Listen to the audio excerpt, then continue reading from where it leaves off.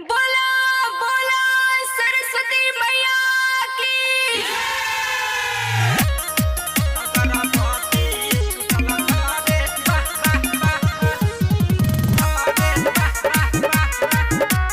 Music by Vikesh भोजपुरिया।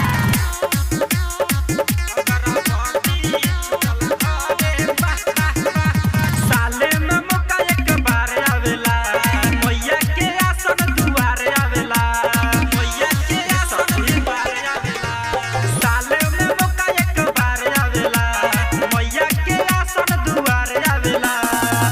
सब लोग मिल के करे उने कर पूजा नामा, लहाई न लागल भीड़ बड़े बा पूजा कैसे करी सखिया रे, अगरबत्ती छूटल घरे बा।